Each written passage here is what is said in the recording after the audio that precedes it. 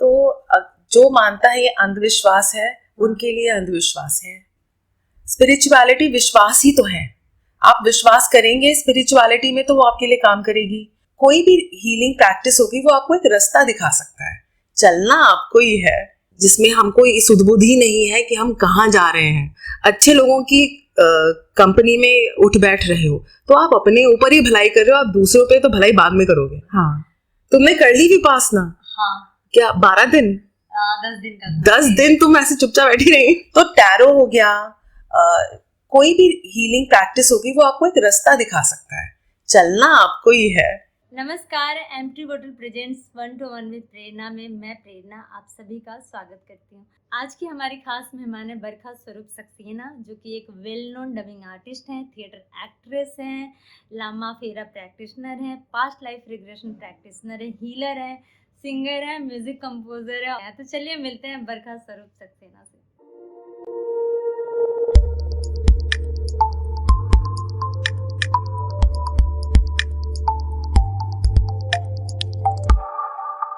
Hello Barkha. Hi प्रेरणा।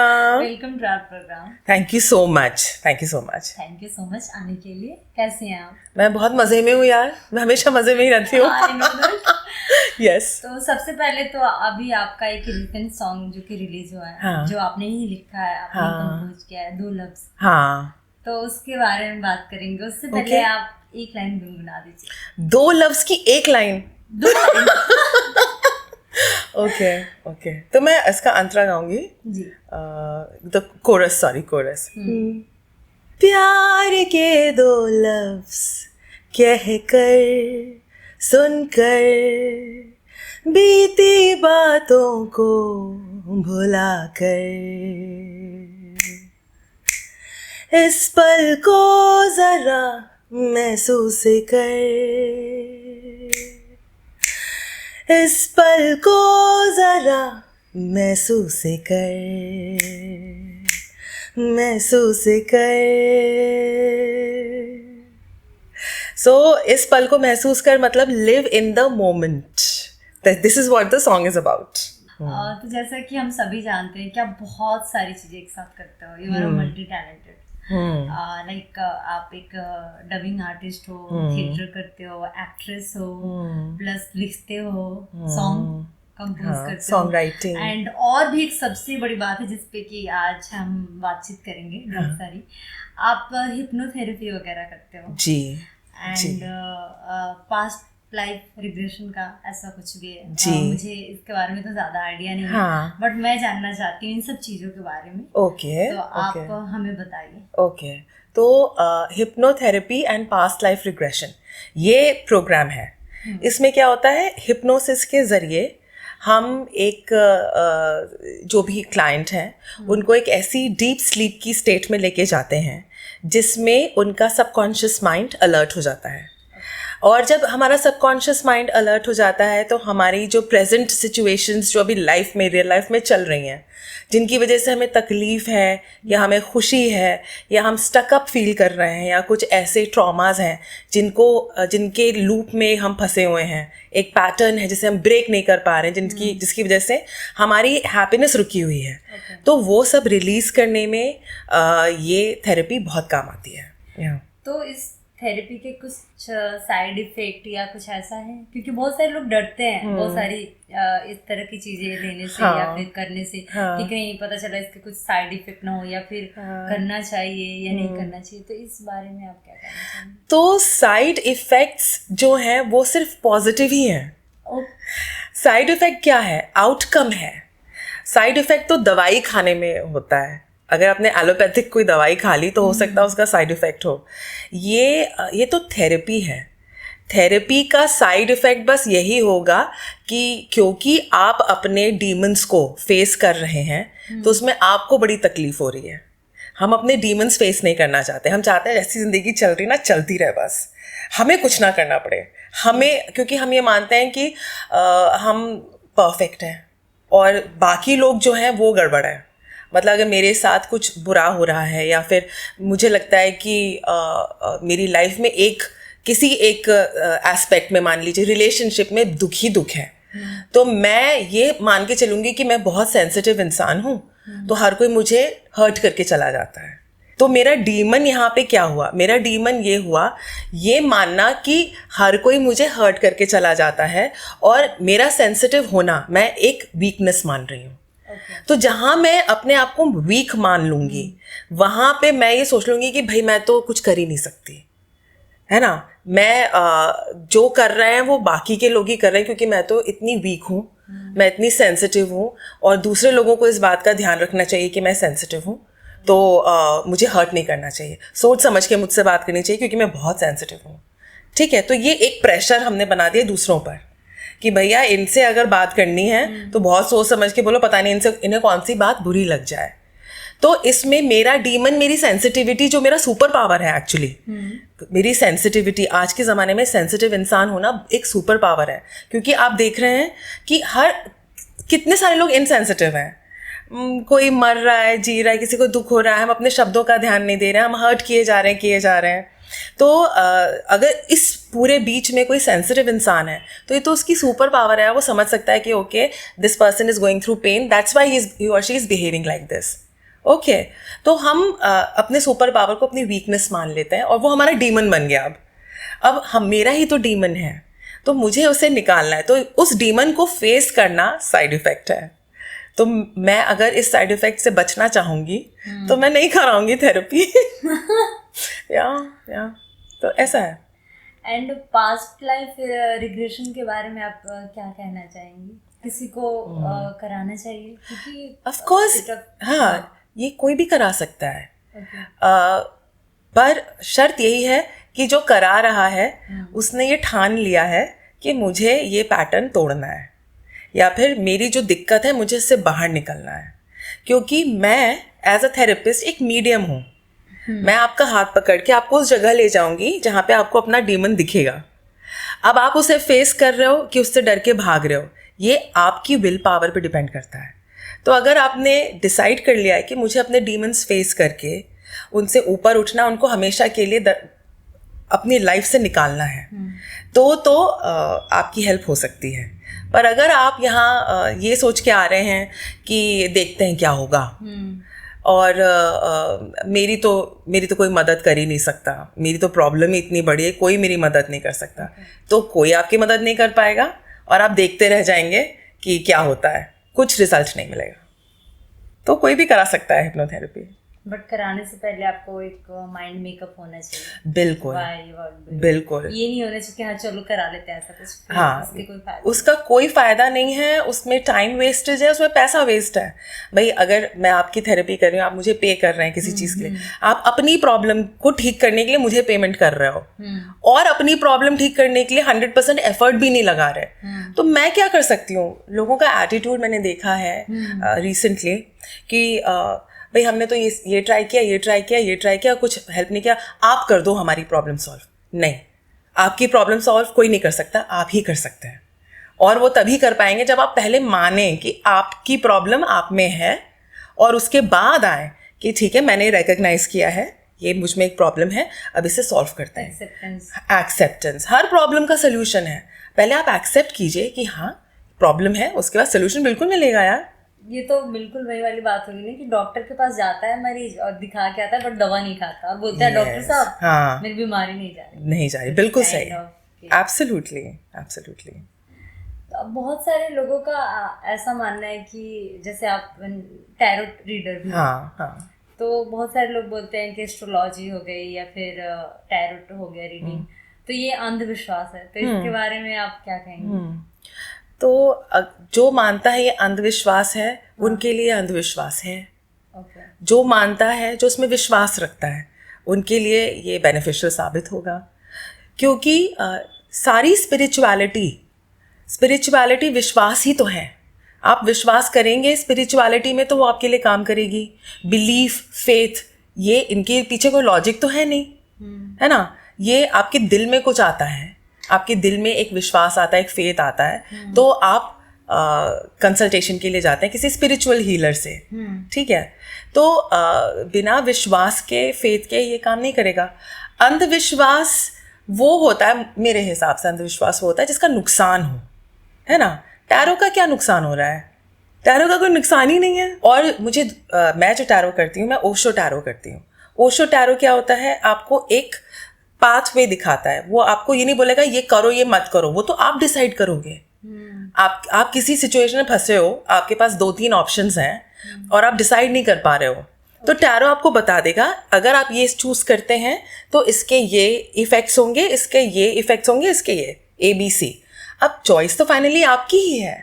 तो tarot हो गया, कोई भी हीलिंग प्रैक्टिस होगी, वो आपको एक रास्ता दिखा सकता है, चलना आपको ही है। Do you believe in spirits? I believe in spirits, yes. Spirits माने एनर्जी। हाँ, I believe in energy. अब energy can be positive, can be negative. आपने कभी एक्सपीरियंस करा है? हाँ, मैंने नेगेटिव एनर्जीज एक्सपीरियंस की हैं, और जब तक मेरा पर्सपेक्टिव ये था कि ये नेगेटिव एनर्जी है, तब तक मैं उनसे डरती थी। जैसे ही मेरा ये पर्सपेक्टिव मेरी गुरु माँ मिसेस शीला शर्मा ने चेंज किया कि ये नेगेटिव एनर्जी नहीं है, इसको पॉजिटिव मानो, जैसे ही मैंने उसे पॉजिटिव मानना शुरू किया, मेरा एक्सपीरियंस बदल गया। तो ये मेरा ही पर्सपेक्टिव था जिसने एक एनर्जी को पॉजिटिव हो या नेगेटिव हो, मेरे लिए ये मेरे पर्सपेक्टिव ने ये डिसाइड किया। तो ऐसा है। तुम क्या जानना चाहती हो? तुम मेरे स्पिरिट एनकाउंटर्स जानना चाहती हो? हाँ, इफ यू डोंट माइंड, अगर आप कुछ शेयर करना चाहते हैं तो मैं एक बहुत ही फनी इंसिडेंट शेयर करूँगी। मैं हॉस्टल में रहती थी और मेरे घर में मेरे बाबा दादी प्लानचेट एक तरीका होता है स्पिरिट बुला के कम्युनिकेट करने का। तो बाबा दादी प्लानचेट करते थे, तो उन्होंने मुझे और मेरी बड़ी बहन शिल्पा, हम दोनों को सिखाया, और बाबा दादी, मैं, दीदी, हम सब लोग साथ बैठ के प्लानचेट करते थे। तो जो लोग अब नहीं हैं इस दुनिया में, उनकी आत्माओं को बुलाते थे। तो हम तो बच्चे थे, हमें पता ही नहीं है कि nobody is in this field. They knew this, like my grandparents knew this. उनको भी किसी ने सिखाया ही होगा, तो उनको भी सिखाया था। तो वो ऐसे करके, जैसे दादी अपनी मॉम की आत्मा को बुलाती थी, वो अपने पेरेंट्स को बुलाते थे गाइडेंस लेने के लिए, अपनी ग्रैटिट्यूड व्यक्त करने के लिए।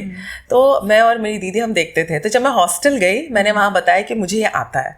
तो हम वहाँ 12 लड़कियाँ थे, तो सब एक्साइटेड हो गई कि अरे यार आज रात में करते हैं, ठीक है, इसको बुलाएंगे, गिनने लगे इनकी स्पिरिट्स को बुलाएंगे।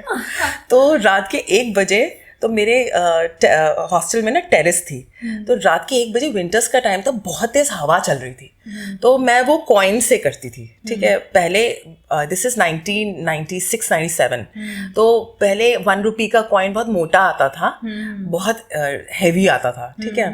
तो उससे मैं करती थी, उस पर 3 जने अपनी फिंगर रखते थे और वो मूव करता था ऐसे पेपर पे, ठीक है।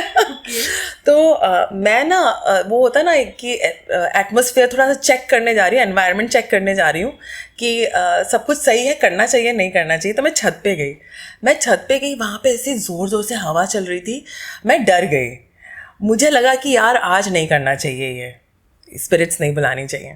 तो मैं अंदर गई हॉल में, और मैंने सब लड़कियों को बोला यार मेरा ना, मुझे कुछ ठीक नहीं लग रहा है, आज नहीं करेंगे।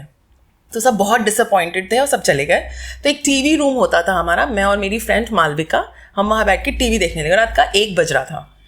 तो मेरी फिंगर्स के बीच में वो 1 रुपए का कॉइन था, ठीक है। And I was 18-19 at that time. तो मैंने ऐसे करके ना पकड़ा हुआ था वो कॉइन, और मैं टीवी देख रही हूँ। फिर मुझे ऐसा लगा कि मैं बहुत प्रेशर लगा रही हूँ उस कॉइन पे, और मेरा फिर हाथ ऐसे ऐसे ज़ोर ज़ोर से हिलने लगा, और मुझे लगा ये क्या हो रहा है। मैंने ऐसे कॉइन छोड़ दिया। मैंने कॉइन छोड़ा, उस कॉइन में एक डेंट बन गया था, जैसे कि किसी ने ना हथौड़े से उसको मारा हो। And I was an 18-year-old girl, और वो मेरी ऐसे फिंगर्स के बीच में था। वो मैंने देखा और मैं डर गई। मैंने मालविका को दिखाया ऐसे कि ये क्या हो गया। तो उसको लगा कि मेरे में भूत आ गया तो वो मुझे वहाँ अकेला छोड़ के भाग गई अपने कमरे में, और मैं उसके पीछे भाग रही हूँ, मुझे छोड़ के मत जाओ, मुझे डर लग रहा है। तो मैं उसने दरवाज़ा बंद किया। मैंने कहा प्लीज़ मुझे भी अंदर ले लो मालविका, मुझे बहुत डर लग रहा है। तो उसने मुझे अंदर कमरे में ले लिया, और हम लोग ऐसे कर रहे हैं कि यार बाहर कमरे में ना आत्मा है कोई जिसने ये किया।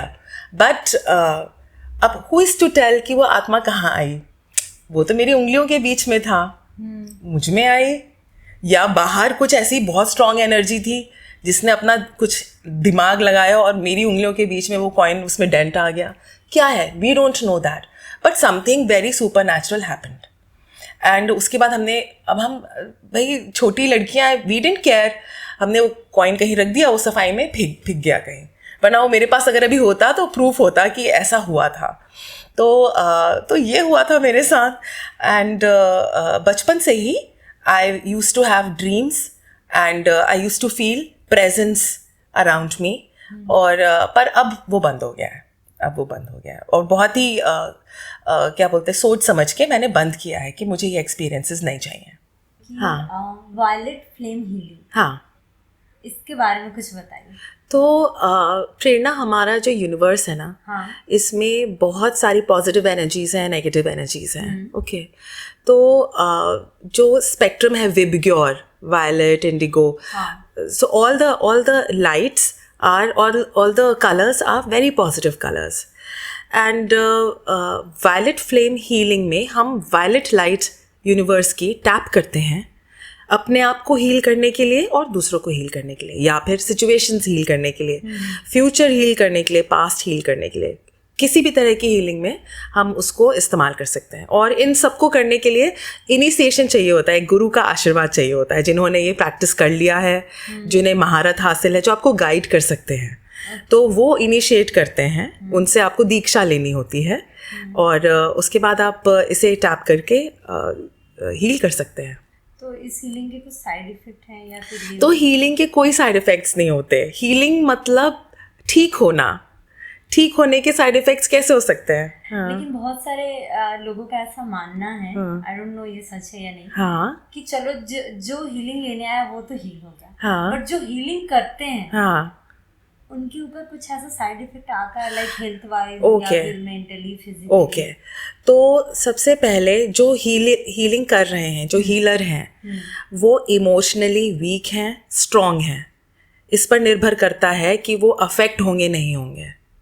अगेन, इट इज़ नॉट बाहर जिनको हील कर रहे हैं उनकी जो नेगेटिविटी है, चाहे जितनी बड़ी हो, उससे बिल्कुल फ़र्क ही नहीं पड़ता है। फ़र्क इससे पड़ता है कि जो हील कर रहा है वो इमोशनली कितना स्ट्रॉन्ग है।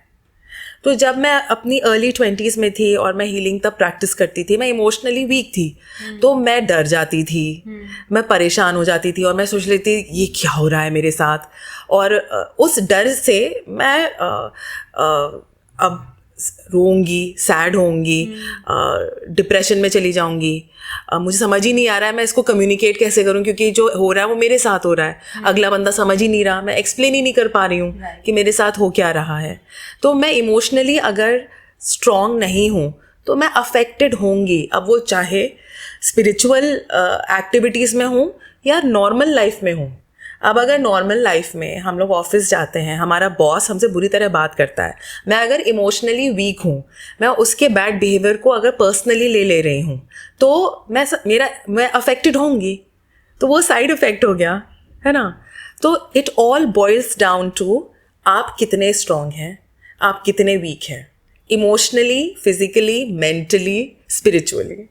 आप पूर्व जन्म में बिलीव करते हो? हाँ, तो कल्चरली हम हिंदूज़ हैं, तो हिंदूज़ में तो हमारा कर्मा हम पता नहीं कितने जन्मों से कैरी कर रहे हैं, हाँ, और कितने आगे कितने जन्मों में लेकर जाएंगे, तो ये कल्चरली मेरा बिलीफ है, तो मैं इसमें बिलीव करती हूँ। तो इट्स लाइक कि बहुत सारे लोग बोलते हैं कि पूर्व जन्म जैसा कुछ नहीं होता, हाँ, आप लाइक इसी लाइफ में आपको सारी चीजों का, जो भी आप अच्छा कर्म करते हो या बुरा करते हो, सभी का फल इसी जीवन में मिलता है। एंड आपने बोला कि आप बिलीव करते हो, तो इन केस अगर दूसरा जन्म होता है और हम ये मानते हैं कि हमें इसी जन्म में सारे कर्मों का फल मिलेगा, तो आपका जो लाइक जीने का तरीका, वो आप कैसे सोचते हो कि कर्म जो भी आप करते हो? तो कर्म, पहली बात क्या है, कर्म 3 चीजें हैं, हमारी थॉट, सोच, हमारे शब्द, और जो हम एक्शन कर रहे हैं, ये तीनों मिला के कर्म बनता है। ठीक है, हमारी जो जिंदगी चल रही है, हम अगर उसे ऑब्जर्व नहीं कर रहे हैं तो हम कार्मिक साइकिल में फंसते जाते हैं। ठीक है, कार्मिक साइकिल क्या है, हमारा बैड बिहेवियर, जिसकी वजह से 10 साल पहले हम जैसे थे वैसे ही आज हैं। ठीक है, और आने वाले 10 साल में भी हम वैसे के वैसे ही हैं। तो ये कार्मिक साइकिल में हम फंस गए हैं। और जब तक मैं ऐसे नहीं तोड़ूंगी, इस साइकिल को नहीं तोड़ूंगी, मैं ये लेकर अगले जन्म में जाऊंगी। ये हमारा बिलीफ सिस्टम है, एज हिंदूज ये हमारा बिलीफ सिस्टम है, ठीक है। तो जो लोग बिलीव नहीं करते हैं, तुम लोग ये देखो कि भाई तुम्हारे पैटर्न्स क्या हैं लाइफ में। तुम जॉय से ऑपरेट कर रहे हो कि jealousy, anger, greed, hunger for power, इनसे ऑपरेट कर रहे हो। आप नहीं मानते, अच्छी बात है, पर आप जीवन जी कैसे रहें, उससे आपको पता चल जाएगा कि आप अपने सारे कर्म भोग रहे हैं यहाँ पर कि नहीं भोग रहे हैं। अवेयरनेस आ जाएगी, अवेयरनेस आ जाएगी। तो ये ज़रूरी है कि हम अपने थॉट्स, वर्ड्स और एक्शंस पे बहुत ध्यान दें। यही हमारा कर्मा है। और अगर हमारा बिलीफ ये है कि यही सब भोग के जाना है, तो हमको इसकी अवेयरनेस लानी पड़ेगी कि ठीक है, ये मेरा पैटर्न है, ये मेरे काम नहीं आ रहा है, ये दूसरों को परेशान कर रहा है, मुझे इसे ब्रेक करके एक बेहतर इंसान बनना है। तो जब तक मैं ये करती रहूँगी, एक बेहतर इंसान बनती रहूँगी, मैं कार्मिक साइकिल्स में नहीं फंसूंगी। आप पूजा पाठ करते हो? बहुत। मेरी दादी बहुत पूजा पाठ करती थी। वो होता ना, घंटों घंटों बैठ के माला कर रहे हैं, तो मैं दादी पे गई हूँ। मैं घंटों बैठ के पूजा कर सकती हूँ। मैं प्रैक्टिसिंग बुद्धिस्ट हूँ, तो मैं चांट करती हूँ नम्योह रेंगे क्यो। निचिरेन दायशनन जी का बुद्धिज़्म मैं फॉलो करती हूँ, 15 साल से कर रही हूँ, और उससे मेरी लाइफ बिल्कुल चेंज हो गई है। सो कोई ना कोई फ़िलॉसफ़ी, सही जीवन जीने की फ़िलॉसफ़ी हमको पकड़नी चाहिए अगर हम चाहते हैं कि हम सही जीवन जिएं।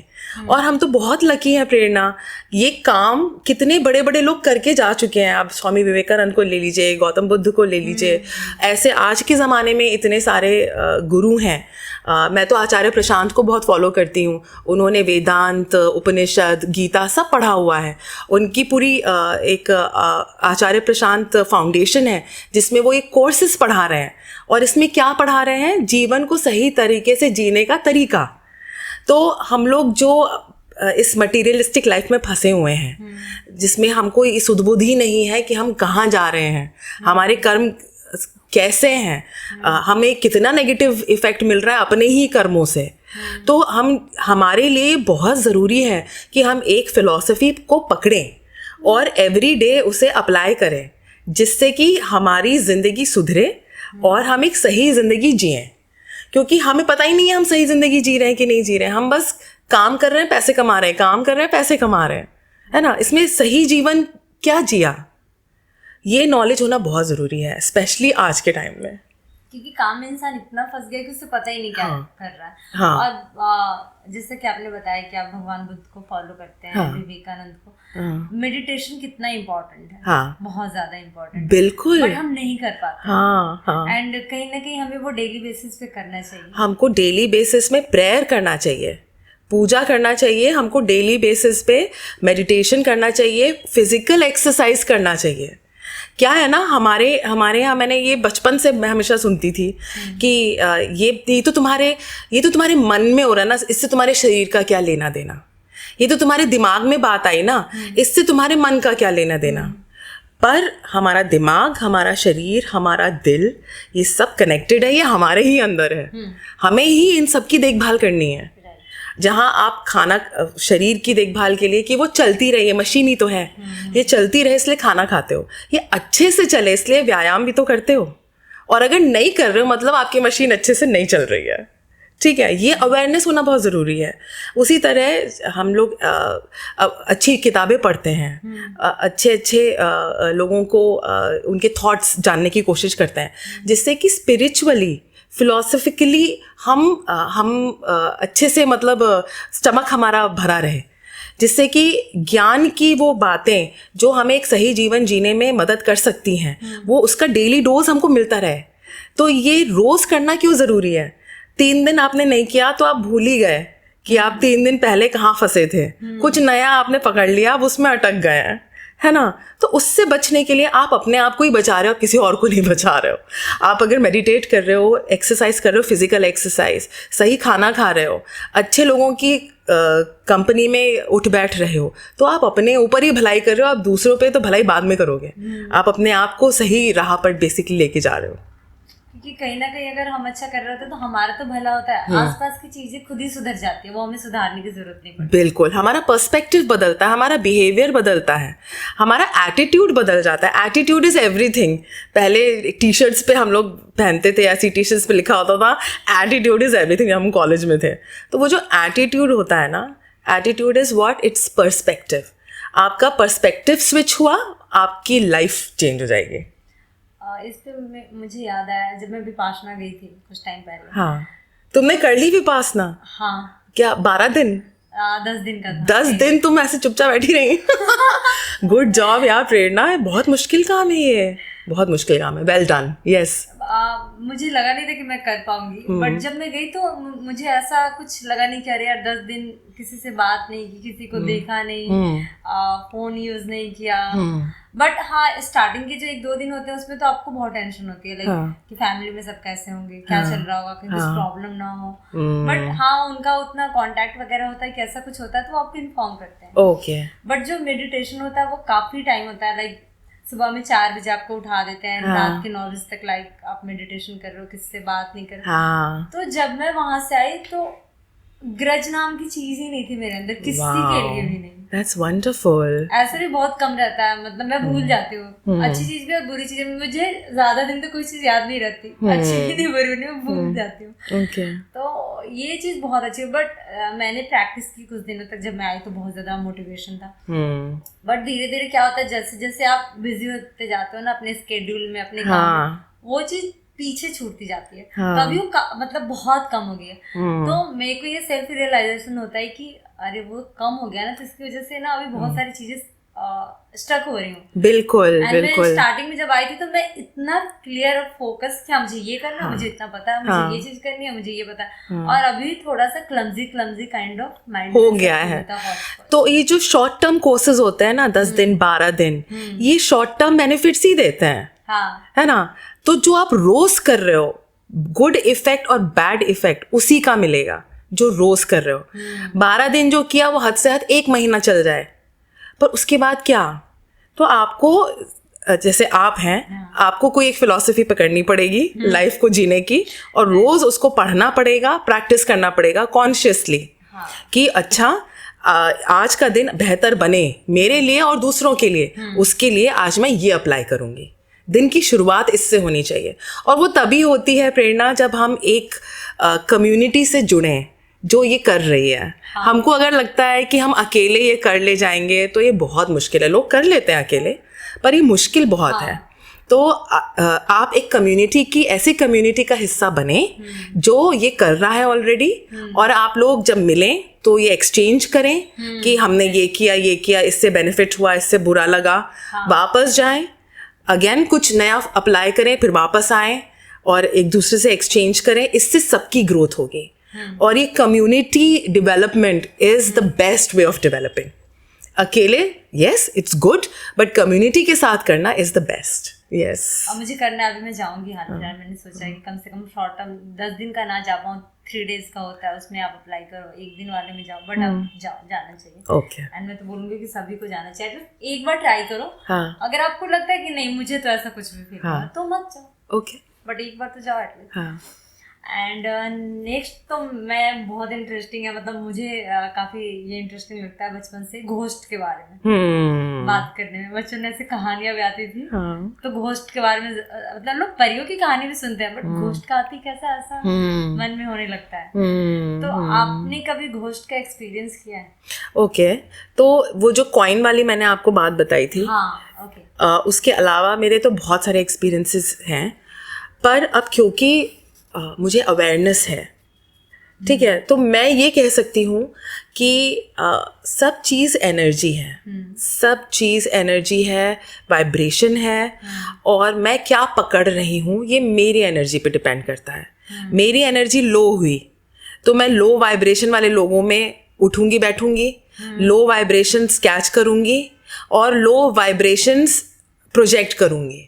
मतलब मैं अगर लो हो गई तो मेरी लाइफ नीचे जाएगी, उसमें मुझे डिप्रेशन भी होगा, उसमें ऐसे ऐसे लोग आएंगे जो मुझे हर्ट करेंगे, ऐसे लोग आएंगे जो मुझे समझेंगे नहीं, ऐसे, और मैं उनके साथ ऐसे इंटरैक्ट करूँगी जिसमें मैं खुद को ही दुख दूँगी। वो हो गया लो वाइब्रेशन। और जब मैं लो वाइब्रेशन में हूँ तो वो एनर्जी जो हमें दिख नहीं रही है वो लो ही मैं कैच करूँगी। भाई जहाँ परियां होती हैं वहाँ डीमंस भी होते हैं, ठीक है। तो अगर हम खुश हैं तो हमको लगता है परियां हमारे साथ हैं, है ना, हमें ब्लेसिंग्स हैं। हम दुखी हो गए तो हमें लगता है डीमंस हमारे साथ हैं, है ना। तो ये जो डीमन है, ये परी है, ये क्या है? ये एनर्जी है जो हम महसूस करते हैं। अब तो आप देखिए, अगर हम जब मंदिर में जाते हैं तो हमको कितनी पॉजिटिव वाइब्रेशंस मिलती हैं, क्योंकि वहाँ जितने लोग आते हैं सब प्रेयर्स कर रहे हैं। वहाँ पे इतना चांटिंग होती है, इतने मंत्रों का पाठ होता है कि उस पूरी जगह की वाइब्रेशन ऐसी बन गई कि मैं आपको बताऊंगी, मैं अजमेर शरीफ गई थी, ठीक है। मैं हिंदू हूँ तो मेरा बिलीफ सिस्टम क्या है ना। मैं अजमेर शरीफ गई थी, जब मैं वहाँ पहुँची थी तो मेरे सर में ऐसा स्प्लिटिंग हेडेक नहीं होता है। सुबह से उठी हुई थी मैं, पुष्कर से वहाँ हमने ट्रैवल किया था, तो पुष्कर से वहाँ तक ट्रैवल करते करते इतना भयंकर मेरे सर दर्द था। अजमेर शरीफ के अंदर घुस के वो जो एक बार आप राउंड लेते हो ना, वो लेके मैं बाहर आई हूँ, मेरा सर दर्द खत्म हो गया था प्रेरणा, मेरा सर दर्द खत्म हो गया था। और मैंने ये सोचा कि ये क्या हो गया, मुझे नहीं पता ये क्या हुआ। कुछ तो भैया एनर्जी थी उस जगह की, इतनी प्रार्थनाएं, इतने भजन, इतने कीर्तन, इतनी कव्वाली, इतना गान प्रेज, अल्लाह का, ईश्वर का इतना प्रेज। तो ये सब मिला के इतनी एनर्जी वाइब्रेशन हाई हो गई है उस जगह की कि मेरा सर दर्द खत्म हो गया। ये तो मेरा पर्सनल एक्सपीरियंस है। और भी कितने लोग होते हैं जो जाते हैं और बाद में बताते हैं कि एक बार वहाँ दर्शन करके ऐसा हो गया वैसा हो गया। मैं बिल्कुल मानती हूँ, क्योंकि मैं वहाँ एक बहुत ही लो एनर्जी के साथ गई थी जिसमें फिजिकल पेन था। वो इतनी एनर्जी लो थी मेरी कि फिजिकल पेन था, और मैं बाहर निकली हूँ इतनी हाई एनर्जी में कि फिजिकल पेन चला गया, you know. So yes, I believe in energy, it's positive और नेगेटिव। What am I catching depends on me. मुझे ये बताइए, जैसे कि जब मैं विपाशना में भी थी, हाँ, जहाँ हमारे आचार्य जी या गुरु जी थे, हाँ, वो बोलते थे कि इन दिनों आपको किसी को टच नहीं करना, हाँ, एंड जब कोशिश करें कि जब यहाँ से आप निकल रहे हो, तो कई बार क्या होता है जब आप ऐसा कुछ कोर्स करके आते हो या कोई हीलिंग प्रोसेस या मेडिटेशन करके आते हो, तो लोग इतने ज्यादा एक्साइटेड हो जाते हैं कि वो एकदम से पूरी बात बताने लगते हैं, ये हुआ वो हुआ, तुम्हें पता है, फोन लगाने आते ही फोन लगाने लगेंगे, ये करने, एंड एकदम से मिलना जुलना, पार्टी वार्टी। तो वो बोलते थे जो चीज आपने ऑब्जर्व की है उसको यूटिलाइज करो, धीरे धीरे उसको निकालो। जैसे ज्ञान भी अगर कुछ सीखा और एकदम से जाकर पूरा ही ज्यादा खाने के बाद कैसा वॉमिट कर देते हैं, तो फिर वो वाली सिचुएशन हो जाती है। तो वो बोलते थे कि ऐसा नहीं करना है, धीरे धीरे चीजों को करो। जैसे ज्यादा किसी जाके एकदम से झपकी ले रहे हैं, गले मिल रहे हैं, या फिर जो भी आप करते हो वो नहीं ऐसा होना चाहिए। और इंडिया में जैसा कि आपने बताया और आपको पता भी कि हम लोग इधर नमस्ते करते थे, अभी धीरे धीरे वो चेंज हो गया है कि हैंडशेक करने लगे हैं, गले मिलने लगे हैं, या फिर एकदम से ऐसा करने लगते हैं। तो वो भी कहीं ना एक प्यार दिखाने का तरीका है। लेकिन जो हमारे जो पूर्वज थे, जो उन्होंने बनाया कि नमस्ते क्यों, क्योंकि एक बॉडी से दूसरी बॉडी का कैसी वाइब्स है वो ट्रांसफर होती है, तो अफेक्ट भी कर सकती है। तो इस बारे में आप कुछ बताइए। तो अफेक्ट तब करेंगी जब आपकी एनर्जी लो है। तो जितनी भी स्पिरिचुअल प्रैक्टिसेस हैं जो हम करते हैं वो अपनी एनर्जी को हाई करने के लिए करते हैं। उसको बुद्धिज्म में हाई लाइफ कंडीशन बोलते हैं या फिर बुद्धाहुड बोलते हैं, जिसमें कुछ नेगेटिविटी आपको अफेक्ट नहीं करेगी, टच नहीं कर सकती। आपकी पॉजिटिविटी इतनी हाई हो गई है कि दूसरों की नेगेटिव एनर्जी आपको टच ही नहीं कर सकती। तो उस स्टेट में आना ज़रूरी है। ओके। और जब हम जैसे आजकल हम लोग गले मिलते हैं, हाथ मिलाते हैं, और फिजिकल एक्सप्रेशन मतलब टच करके एक दूसरे को ग्रीट करते हैं, उसमें कुछ गलत नहीं है। गलत तब होगा जब आपकी इतनी लो लाइफ कंडीशन है कि दूसरों की नेगेटिविटी आप पकड़ ले रहे हो, आप दूसरों की लो वाइब्रेशन से अफेक्ट हो रहे हो, है ना। अब कोई आपसे, जैसे हम लोग आपस में आर्टिस्ट लोग हैं, हम लोग गले मिलते हैं, तो हम गले मिल रहे हैं, जोर से गले मिल रहे हैं, अरे यार कैसी हो यार, कितने टाइम बाद मिल रही हो, तो आप you can feel that I am my energy is so high. वहीं पे इफ देयर समवन एल्स, हाय, हाँ ठीक है, सब सही चल रहा है, तुम इमीडिएटली अफेक्ट हो जाओगे। है ना, इमीडिएटली अफेक्ट हो जाओगे। लेकिन अगर तुम्हारी एनर्जी हाई है, उनकी एनर्जी से हाई है, तो तुम अफेक्ट नहीं होगी, बल्कि वो तुम्हारी पॉजिटिव एनर्जी से अफेक्ट हो जाएंगी, वो तुम्हारी पॉजिटिविटी लेकर जाएंगी। जैसे हम अजमेर शरीफ में हमारी एनर्जी एकदम हाई हो जाती है, सिद्धि विनायक जाते हैं, कितनी हाई एनर्जी लेके आते हैं। सिमिलरली इंसान भी तो we are a reflection of God only. हमारी हाई लाइफ कंडीशन अगर है तो अगला हमारी ऑरा में आके हमारी प्रेजेंस में कैसे अफेक्ट नहीं होगा। अगर लो लाइफ कंडीशन है तो भी अफेक्ट होगा, अगर हाई लाइफ कंडीशन है तो भी अफेक्ट होगा। पर अगर आपकी हाई लाइफ कंडीशन है, आप कहीं भी चले जाओ, वो आप अगर अपनी हाई लाइफ कंडीशन आप मेंटेन करके रखोगे, आप लो लाइफ कंडीशन से अफेक्ट नहीं होगे, बल्कि आप कुछ देकर ही आएंगे, आप अपनी हाई एनर्जी पास ऑन करके आएंगे। So it is okay to be physically, greeting physically. It is okay. But आपको ये awareness होनी चाहिए कि आज आपको कैसा लग रहा है। हर दिन अलग होता है ना। आज मुझे लग रहा है यार मैं आज बहुत वीक फील कर रही हूँ और मैं सैड भी हूँ, मेरा कुछ मन नहीं हो रहा, ऊपर से मैं ऐसे लोगों से गले मिल रही हूँ जो उतने ही दुखी हैं, मुझसे ज़्यादा दुखी हैं, तो फिर दो दुखी लोग मिलके दुखी मनाएंगे, है ना।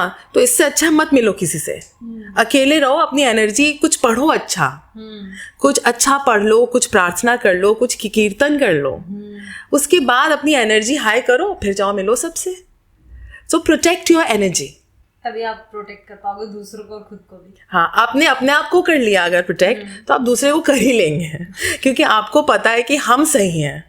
जहाँ हम सही नहीं हैं, अगला भी सही नहीं है, सब खराब हो रहा है, तो दो मिलके और खराब करेंगे। इससे अच्छा है अवेयर रहना। उन्होंने, आपने जब बताया अभी कि जब विपस्सना में आपने किया, तो उन्होंने बोला जो आपने देखा है, जो आपने ऑब्जर्व किया है, तो आपने ध्यान में ऑब्जर्व किया अपने आप को।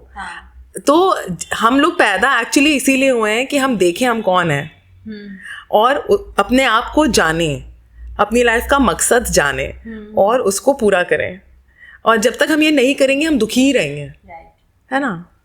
क्योंकि वहाँ पे जब धम्मा हॉल में एक साथ बहुत सारे लोग करते हैं हाँ, तो सबकी एक तरह की एनर्जी होती है ना। हाँ, उसमें किसी का पास्ट का कुछ होगा, अच्छा बुरा, हैप्पीनेस, क्योंकि सबके अलग अलग लाइफ एक्सपीरियंस होते हैं। हाँ, तो जो धम्मा हॉल में जब हम बैठते थे, तो आसन जिसको बोलते हैं, जो बैठते थे, तो जो आचार्य जी थे, क्योंकि बहुत सारे लोग ऐसे हर चीज को लाइटली लेते हैं, कुछ लोग लाइटली लेने वाले भी चले जाते हैं, हो सकता है वहां से निकले तो सीरियस होकर निकले। और उनको लगता अच्छा ये इसका आसन है, चलो इसको थोड़ा पैर लांग के चले गए, या ऐसे पैर से, तो बोलते थे no, you don't touch, you should not touch, because उसकी एनर्जी है वो।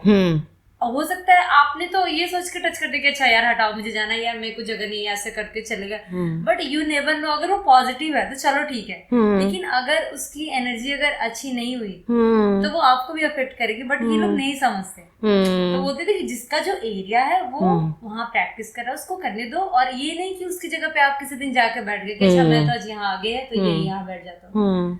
तो एनर्जी बहुत मैटर करती है। तो उसी तरीके से जैसे हम गले मिलते हैं, आपने बोला ना अभी कि एनर्जी की जैसे वाइब्स होते हैं रूम की भी, जैसे मैं आपके घर में आई अभी हमने जैसे ही एंटर किया, तो किसी भी घर में अगर आप जाओ ना, तो इट्स नॉट बैड और इट्स नॉट गुड, एक ना फ्रेश ऐसा एयर जैसा फील होता है ना कि अच्छा है, मतलब ऐसे। और कहीं भी जाओ ना तो बड़ा सफोकेट टाइप का फील होता है।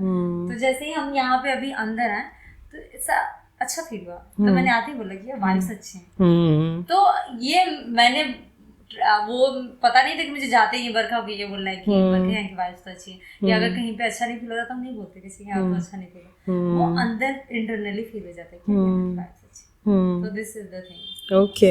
ओके, इसका एक और पर्सपेक्टिव दूंगी मैं तुमको। तुम अच्छे मूड में आई, इसलिए तुमको यहाँ आते अच्छा लगा। क्या अच्छे मूड में थी?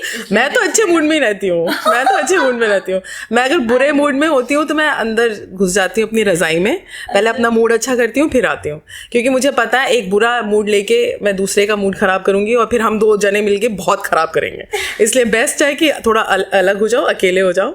और जो तुमने अभी ये विपस्सना वाला बताया, शायद इसी से पर्सनल स्पेस का कॉन्सेप्ट भी आया है। ये एक वेस्टर्न कॉन्सेप्ट है कि भाई उनकी पर्सनल स्पेस है, उनको दो, थोड़ी दूरी बना के रखो। मेरा जो कि इंडिया में नहीं है, क्योंकि हम सब एक दूसरे की लाइफ में घुस रहे होते हैं। हमारी कोई पर्सनल स्पेस नहीं है, क्योंकि घर छोटे हैं, लोग ज़्यादा हैं, तो कोई पर्सनल स्पेस नाम की कोई चीज़ ही नहीं होती। आपको अपना बेडरूम मिल गया तो भैया क्या बात है, हमारे पास अपना बेडरूम है, एक जॉइंट फैमिली हो गई या एक बड़ी फैमिली हो गई। तो पर्सनल स्पेस का कॉन्सेप्ट तो इंडिया में है ही नहीं। आप मेट्रो में जा रहे हैं, कोई हाथ मार के चला जाएगा, कोई ऐसे कंधा मार के निकल जाएगा। तो so it is important to have your own personal space. और जब तक वो हम खुद रियलाइज नहीं करेंगे अपनी, तब तक हम दूसरे को उसकी कैसे देंगे स्पेस, है ना। तो इट इज़ इम्पॉर्टेंट कि मैं पहले अपने आप को रिस्पेक्ट करूं कि भाई ये मेरी पर्सनल स्पेस है, आप उसमें नहीं आ सकते। ये मेरा पर्सनल टाइम है, आप इसमें नहीं आ सकते। मेरा ये टाइम निकल जाए फिर मैं आपसे आके मिलती हूँ। इसका मतलब ये नहीं है कि हमें दुश्मनी हो गई है, but I need my alone time so that I can rejuvenate, I can come up to that level where I can meet you as myself. वरना मैं तो सैड हूँ फिलहाल, ये मेरा सेल्फ नहीं है। सेल्फ, बेस्ट सेल्फ क्या होता है? Joyful self. हम खुश हैं ना, जॉयफुल होने के लिए पैदा हुए हैं हम, जिंदगी हंसते खेलते बिताने के लिए पैदा हुए हैं। अगर हम आज हंस नहीं रहे हैं, जॉयफुल नहीं है, तो मतलब अपना ट्रू सेल्फ नहीं है। तो पहले ट्रू सेल्फ में आओ, ये अवेयरनेस होनी चाहिए कि भाई ये मेरा ट्रू सेल्फ नहीं है, आई एम फीलिंग लो। पहले ट्रू सेल्फ में आओ, उसके बाद मिलो सबसे, गले भी मिलो, पर अपनी एनर्जी हाई रखना ज़रूरी है।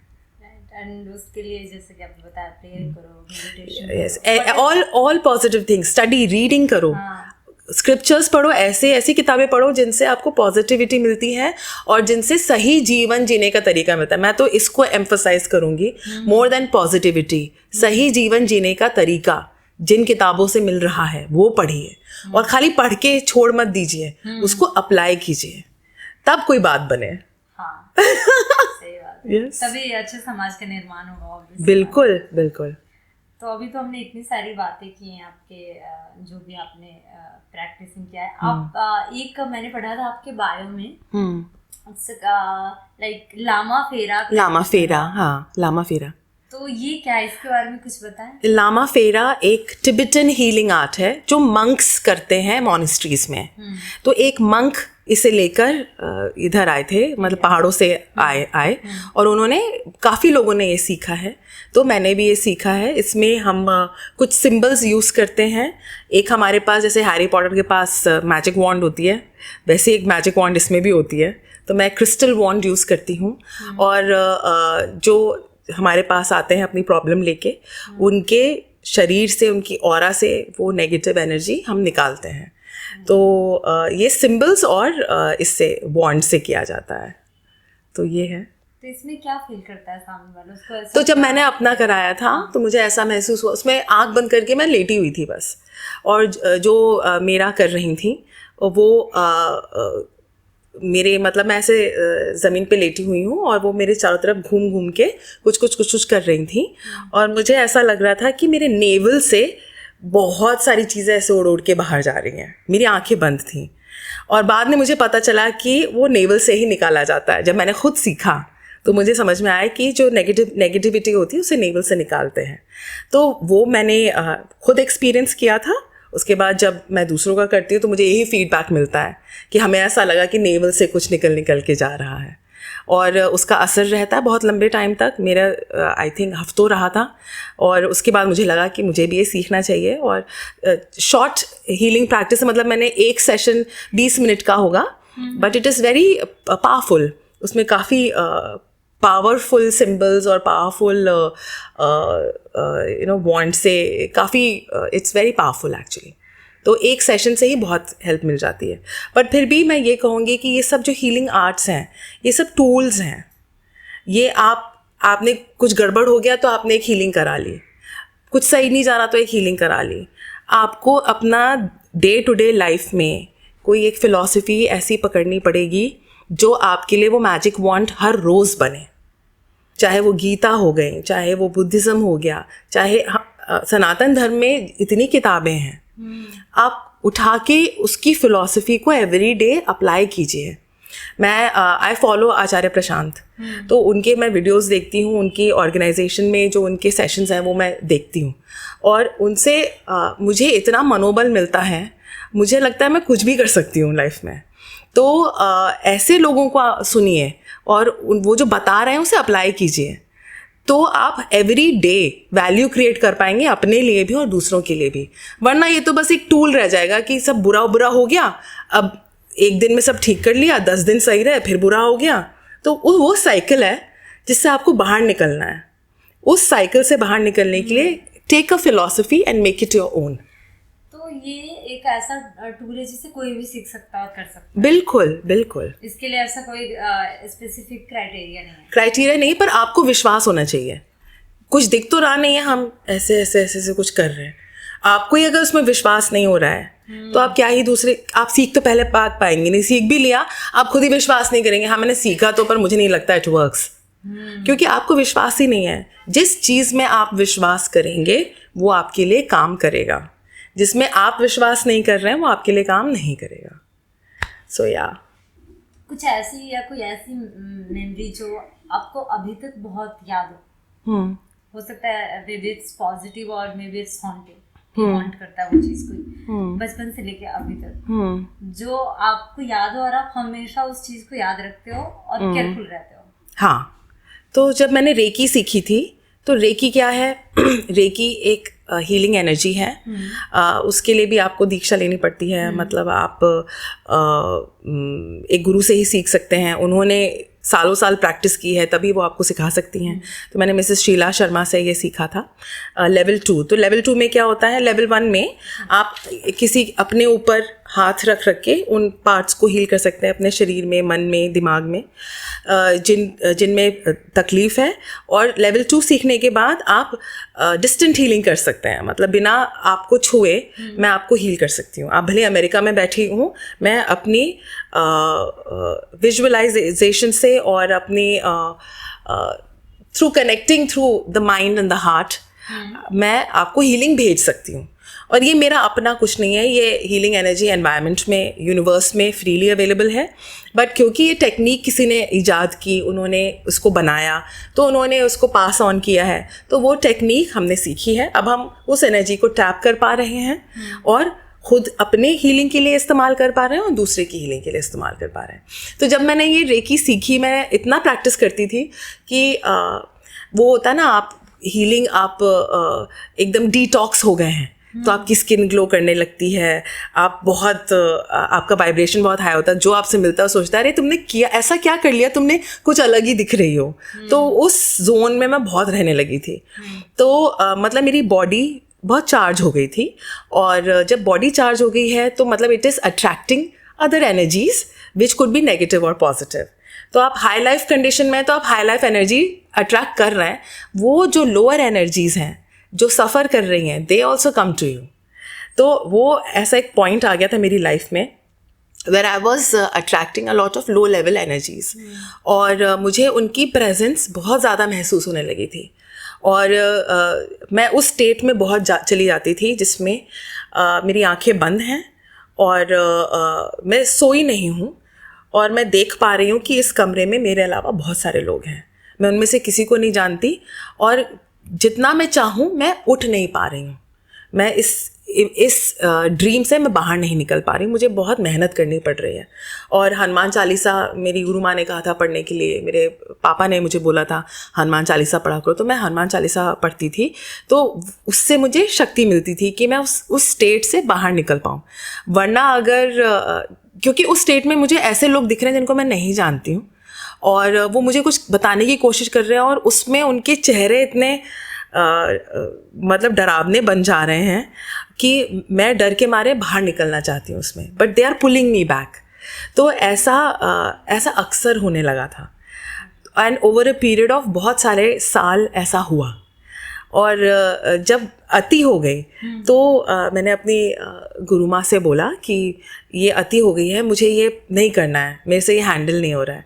तो उन्होंने मुझे बहुत अच्छी बात कही कि तुम इन लोगों से डर रही हो, इसलिए तुम परेशान हो रही हो, तुम डरो मत, तुम उनसे बात करो। तो मैं एक दिन उस स्टेट में गई जहाँ मैंने डिसाइड किया था आज मैं इनसे बात करूँगी।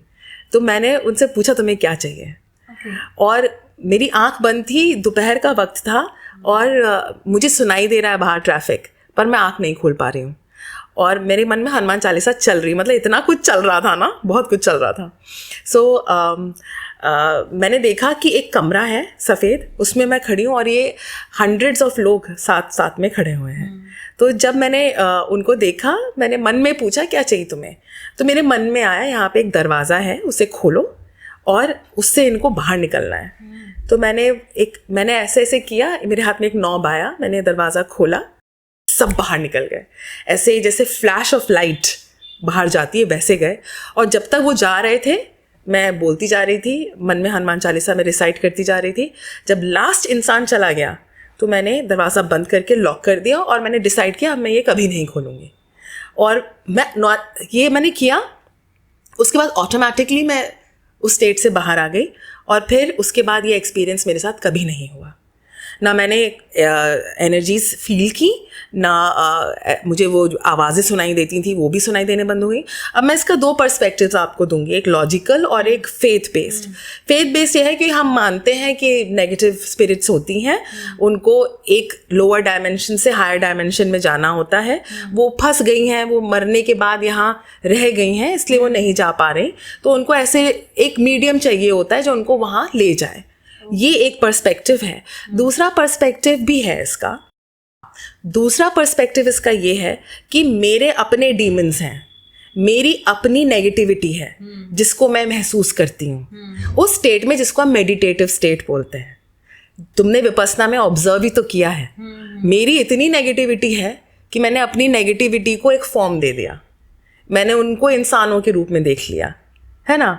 और मुझे ही जो साइड इफ़ेक्ट जिसकी हम बात कर रहे हैं, जो डीमंस हैं, मुझे ही अपने डीमंस से डील करना है, मुझे उनको निकालना है अपनी लाइफ से। तो मैंने ही दरवाज़ा खोला, मैंने ही अपने डीमंस खुद निकाले और दरवाज़ा बंद किया। ये एक विजुअल रिप्रेजेंटेशन है of me getting rid of my own negative tendencies, my own negativity, and determining कि अब मैं इनको दोबारा नहीं आने दूंगी अपनी लाइफ में। तो लॉजिक से देखो तो ये है, फेथ से देखो तो ये है, पर दोनों ही तरीकों से फ़ायदा किसे हो रहा है? मुझे। दोनों ही तरीकों से मुझे फ़ायदा हो रहा है। मेरा कॉन्शियसनेस बढ़ रहा है, मेरी पॉजिटिविटी बढ़ रही है और मेरा डिटर्मिनेशन बढ़ रहा है। मैंने ही डिसाइड किया ना, अब मैं नहीं खोल रही दरवाज़ा, ठीक है, मैंने ये डिसाइड किया कि अब मैं नेगेटिविटी के लिए दरवाज़ा नहीं खोलूँगी। तो अगर मैंने डिसाइड कर लिया तो फिर मैं नहीं खोलूँगी। Will power, this is strengthening of will power. तो आप इसको नाम चाहे कुछ भी दे दो, कर क्या रहा है वो आपकी मदद कर रहा है। एंड बहुत सारे लोग ऐसा बोलते हैं कि लूसिड ड्रीम, तो उस बारे में आप कुछ कहना चाहेंगे? लूसिड ड्रीमिंग वो स्टेट है जिसमें हम ना जग रहे हैं ना सो रहे हैं और हमें कुछ विजन्स दिख रहे हैं और क्योंकि हम सो नहीं रहे हैं इसलिए हमको लगता है कि वो एक्चुअली हो रहा है, और क्योंकि हम जग नहीं रहे हैं इसलिए हमको लगता है कि ये सपना हो सकता है। तो ये वो बीच की स्टेट है ना। और जब हम डीप स्लीप में जाते हैं, हिप्नोथेरेपी में जब हम डीप स्लीप में जाते हैं तो हम उस स्टेट में आ जाते हैं जिसमें हमको विजुअल्स दिख रहे हैं पर हम जानते हैं हम जग रहे हैं, है ना। तो उस स्टेट में हमारा सबकॉन्शियस माइंड अलर्ट है। ओके, तो मेरे को तो ये सिमिलैरिटी दिखती है।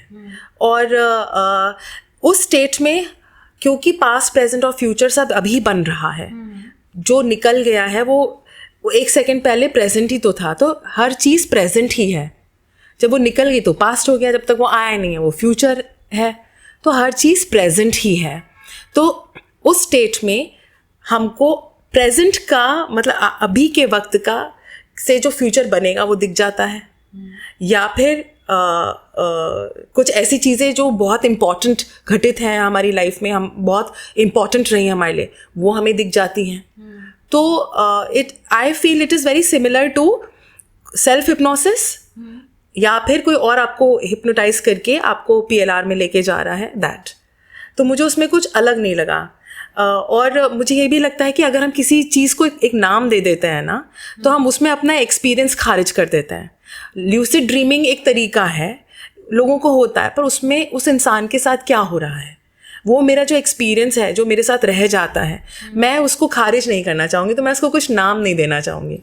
इसीलिए मैं हिप्नोथेरेपी और पास्ट लाइफ रिग्रेशन जब हम बोलते हैं तो मुझसे लोग पूछते हैं कि ये तो आपको पास्ट लाइफ्स दिखती हैं, तो मैं उनको बताती हूँ कि आपको उस प्रॉब्लम से रिलेटेड चीज़ें दिखती हैं। अब वो इस लाइफ का पास्ट हो सकता है, या पास्ट लाइव्स हो सकती हैं, या फ्यूचर हो सकता है, कुछ भी हो सकता है, क्योंकि all of it is in this moment.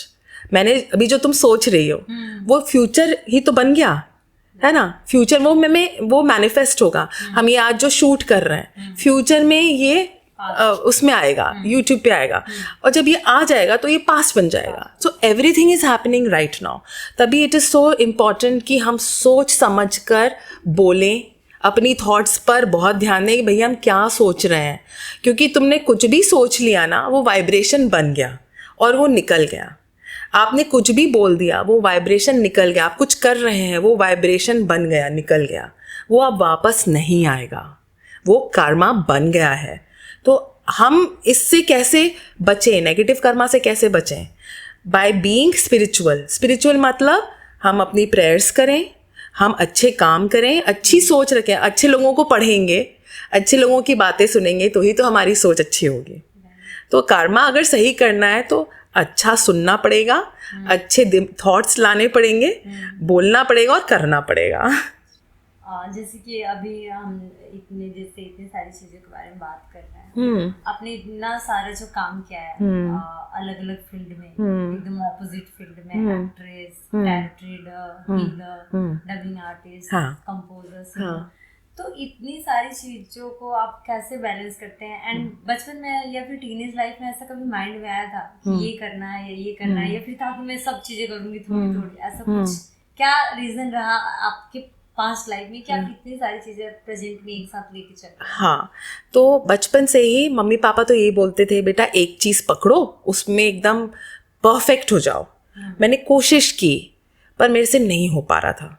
मुझे ऐसा लगता था मैं थोड़ा ये करूँ, फिर थोड़ा वो करूँ, फिर थोड़ा वो करूँ, उसमें मुझे बहुत खुशी मिलती थी, और धीरे धीरे धीरे धीरे मैं सब में अच्छी होती चली गई। ठीक है, तो मेरे से एक काम हुआ ही नहीं पूरी तरह, वो मास्टर ऑफ वन मैं नहीं बन पाई। और अभी भी जब मैं कोशिश करती हूँ ना कि एक ही चीज़ पकड़ के चलूँ और वही करती रहूँ, मैं बहुत बोर हो जाती हूँ। मेरे लिए ज़रूरी हो जाता है कुछ और करना। तो इसलिए मेरी जॉय है इसमें कि मैं बहुत सारी चीज़ें थोड़ा थोड़ा हर रोज़ करूँ। और बचपन से I wanted to be a singer only, और मैं अपनी लाइफ का मकसद उसको क्वेश्चन करती थी कि हम लोग पैदा क्यों हुए हैं। बचपन से ही ये क्वेश्चन था मेरे मन में कि भाई ये क्यों, हम ये सब क्या चल रहा है हम पैदा हो रहे हैं, बड़े हो रहे हैं, नौकरी कर रहे हैं, मम्मी पापा की देखभाल कर रहे हैं, बच्चों की देखभाल कर रहे हैं, एक दिन मर जा रहे हैं। ये क्या है? अगर ये हम नहीं करते तो क्या ही हो जाता। वो मिर्ज़ा गालिब का वो है ना कि अमीर खुसरो का है, I am sorry I am forgetting, ना था कुछ तो खुदा था, कुछ ना होता तो खुदा होता, डुबोया है मुझको होने ने, ना होता मैं तो क्या होता, अरे नहीं होती मैं तो क्या हो जाता यार क्या, क्यों ये जाना पड़ रहा है हमको? या गालिब का है, ओके। सो तो इससे मुझे ये पता चलता है कि हमारे इस जीवन का एक मकसद है, वो मकसद हमको फिगर आउट करना है क्या है। और जितना जल्दी हम करने से, स्वामी विवेकानंद ने टीन एज में अपना मकसद फिगर आउट कर लिया और उन्होंने वो पा लिया उनको जो पाना था। गौतम बुद्ध ने वो बन गए, सिद्धार्थ थे, बहुत कम उम्र में उन्होंने फिगर आउट कर लिया, वो बन गए उनको जो बनना था। हम क्या कर रहे हैं? हमने फिगर आउट किया क्या? मैंने फिगर आउट किया क्या? But living in the question helps. अगर I am living in the question, मेरे मन में सवाल हमेशा, यार क्या मकसद है इसका, क्यों मैं क्या, ये जब तक मैं सवाल नहीं पूछूंगी ना, मेरी कॉन्शियस लेवल पे मैं ऊपर बढ़ूंगी ही नहीं। ये सवाल पूछना बहुत ज़रूरी है। तो बचपन से मेरा ये सवाल था कि मेरा मकसद क्या है इस जीवन का, और अब जाके मुझे रिवील हो रहा है मेरा मकसद है सब कुछ करना, सब करना है मुझे, और उसमें मुझे वो सब चीज़ें करनी जिसमें मुझे खुशी मिले और मैं दूसरों को के साथ वो खुशी बांट पाऊँ। दूसरों को खुशी दूँ नहीं, अपनी खुशी दूसरों के साथ बांट पाऊँ, ये दो बहुत अलग चीज़ें हैं। सो या तो I have to create a space for myself in which I am very happy. फिर जो आएगा उसमें, मेरे ऑरा में, मेरे एनवायरनमेंट में जो आएगा, उसको वो शेयर कर पाए मेरे साथ वो खुशी, वो मकसद है। उसके उस मकसद को पूरा करने के लिए अब सिंगिंग भी हो रही है, पास्ट लाइफ रिग्रेशन हिप्नोथेरेपी भी हो रही है, पॉडकास्ट भी बन रही है, डबिंग भी हो रही है, म्यूजिक प्रोडक्शन भी हो रहा है, एक्टिंग भी हो रही है, सब थोड़ा थोड़ा हो रहा है and I am very happy. Thank you. तो इंटरव्यू के समापन पे तो इसमें हम कुछ क्वेश्चन आंसर करते हैं जो कि आप जिसका आंसर आप 1 लाइन में 1 सेंटेंस में यस और नो में दे सकते हो या स्किप भी कर सकते हो। ओके तो अभी हम वो स्टार्ट करेंगे। ओके एंड आपको आंसर करना है, आप जितनी जल्दी कर सकते हो। रैपिड फायर हो रहा है ये। Kind of. Oh my god I am scared. Okay so start करें। First question, best moment. Best moment, so many. One word about life. About life, हाँ। It's beautiful. Do you believe in ghost? I believe in past. Present? It's awesome. Past? It was awesome. Future? It's going to be awesome. Hard work और लक? Hard work creates luck, so hard work. Favourite singer? Favorite singer? Whitney Houston. Favourite music director? Favorite music director? A.R. Rahman sir. And favourite song? Favorite song? बहुत सारे हैं यार, sorry. कोई भी। बादल पे पाँव है या झूठा दाव है, अब तो भाई चल पड़ी अपनी ये नाव है। Sweet. Yeah. Believe in ghost? Yes, you are? I am. And I'm figuring it out, यार। Nice Yeah, answer. I'm figuring it out. Do you believe in पूर्वजन्म? Yes, I do. Advice you want to give everyone? I want to tell everybody कि please अपनी life को थोड़ा सा direction दीजिए। जो आपको कहा गया है कि बेटा यही करना है, ज़रूरी नहीं है वो करना है। आपका सच, आपका मकसद आप फिगर आउट कीजिए। उसको करने के बहुत सारे तरीके हैं। कोई एक लाइफ को अच्छी तरह से जीने की फ़िलॉसफी प्लीज़ अपनाइए और एक अच्छा जीवन जीने के लिए आप उस पर तत्पर हो जाइए। That is my advice to everybody. या accepted. Oh thank you. Any book that you want to recommend? Any book, यार मैं तो वो पढ़ती हूँ, मतलब निचिरिन दायशिनेन के गोशोस पढ़ती हूँ मैं। दीज आर लेटर्स जो निचिरिन दायशिनेन ने लिखे थे उन लोगों को जो लोग सफ़र कर रहे थे, उनको जीवन की सही राह दिखाने के लिए उन्होंने लिखे थे। तो मैं तो ये बोलूँगी कि निचिरिन दायशिनेन की लिखी हुई कोई भी किताब आप उठाएं, कोई भी गोशो आप उठाएं, उन लेटर्स को उठाएं और पढ़ें, उससे आपको बहुत रास्ता मिलेगा। गीता पढ़ें। गीता खाली पढ़ने से नहीं होगा, आपको किसी ऐसे विद्वान के पास जाके समझना पड़ेगा जो आपको बताए कि वो एप्लीकेबल कैसे है आज के ज़माने में। बहुत सारे लोग गलत तरीके हाँ, तो आप अपना दिमाग मत लगाइए, आप वो लेके एक एक्सपर्ट के पास जाइए। एक्सपर्ट्स आपको हमेशा सही चीज़ सिखाते हैं।